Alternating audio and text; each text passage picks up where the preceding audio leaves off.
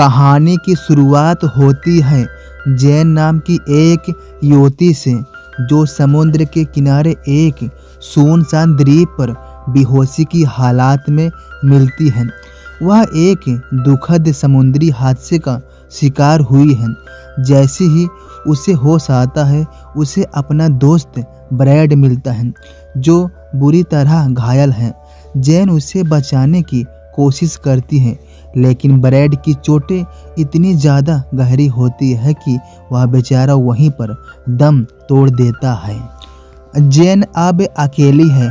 वह डरी हुई है, लेकिन जीवित रहने की इच्छा शक्ति उसमें प्रबल है। वह द्वीप की छानबीन करती है और उसे पुरानी चीज़ों के अवशेष मिलते हैं, जिससे पता चलता है कि यहाँ पहले भी लोग आ चुके हैं। वह अपनी रक्षा के लिए छोटे मोटे हथियार बनाती है और भूख मिटाने के लिए नारियल और फल खोजती है। दोस्तों, कहानी यहीं से अजीबोगरीब मोड़ ले लेती है।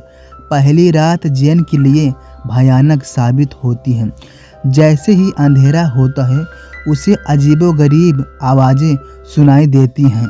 वह देखती है कि समुद्र से एक विशाल डरावना जीव बाहर निकलता है। यह जीव आधा इंसान और आधा समुद्री राक्षस जैसा दिखता है। जैन समझ जाती है कि यह द्वीप सिर्फ एक जमीन का टुकड़ा नहीं है, बल्कि उस शिकारी जीव का इलाका है। इस राक्षस का, इस जीव का सबसे बड़ा मिस्टेक, गलती, दोष यह है कि यह राक्षस केवल रात में निकलता है, दिन में कभी भी नहीं निकलता है। और यह जब जीव रात को निकलता है तो मरे हुए इंसानों के अवशेषों को भी खा जाता है। जैन खुद को बचाने के लिए एक पेड़ के ऊपर अपना बिस्तर बांधकर सो जाती है। तभी कुछ दिनों बाद जैन को समुद्र में एक लाइफ बोट दिखाई देती है। उसमें उसके दो और दोस्त लुकास और मिया जीवित मिलते हैं। जैन उन्हें देखकर बहुत ही ज़्यादा खुश होती है, लेकिन वह तुरंत उन्हें उस राक्षस के बारे में बताती है और कहती है कि हमें यहाँ से तुरंत अपने अपने घर की ओर जाना चाहिए। लेकिन लुकास और मिया को जैन की बातों पर तनिक भी विश्वास नहीं होता है। ये लोग आपस में ऐसा कहते हैं कि जैन अकेले जंगल में रहती रहती एकदम से पागल हो चुकी है।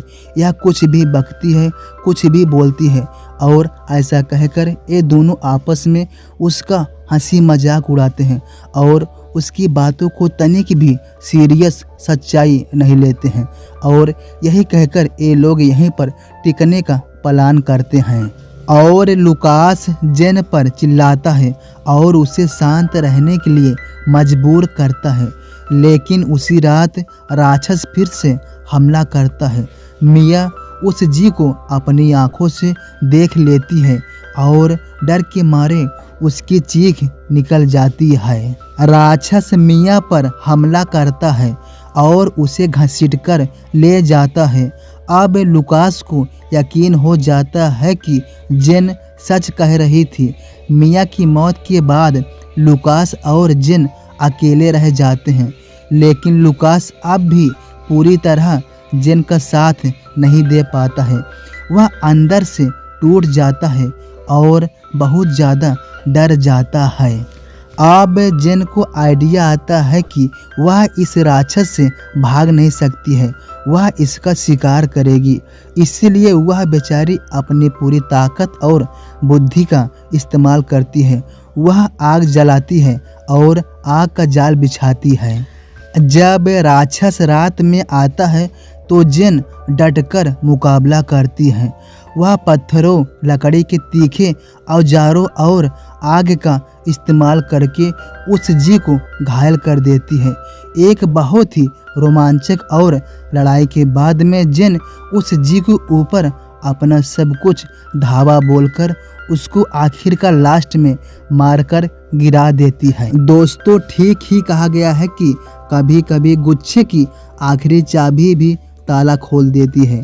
इसीलिए हमें अपने आप को किसी भी, कितनी भी बुरी कंडीशन हो जाए, अपने आप को हारने नहीं देना चाहिए, क्योंकि आखिरी बार हो सकता है कि आप या कोई भी जीत जा सकता है।